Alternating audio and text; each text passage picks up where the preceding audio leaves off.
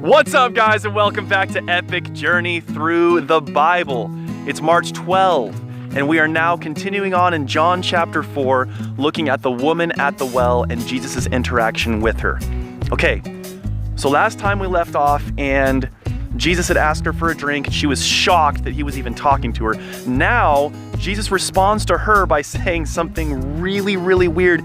He starts almost talking in third person.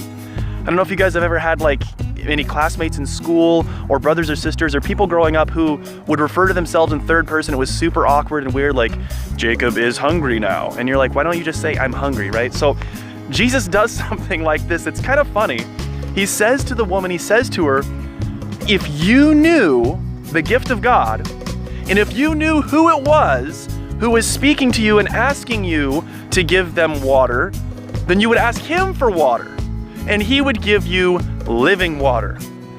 So he's telling her these really deep, powerful, beautiful spiritual things, and then she totally doesn't get it at all.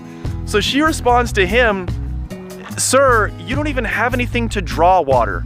How are you gonna reach into the well and get water out of there? You don't even have a bucket to draw. You have nothing to draw water with. So she takes it literally and thinks that Jesus is just crazy because he's talking about getting water, living water. He doesn't even have a bucket to draw water from the well. And Jesus responds to her, she continues on and says, do you think that you're greater than our forefather Jacob, who built this well and brought his animals and livestock to give them water here? Do you think you're better than Jacob? What an interesting thing for her to say to him. She's speaking with the Messiah. She's speaking with the Savior of the world, with the Creator. And she's asking him if he's better, if he thinks he's better than somebody he created. Somebody he could easily just speak into existence if he wanted to. That's pretty funny, right? And yet, how often do we do things very similar to that? How often do we treat God like he's really not all that special?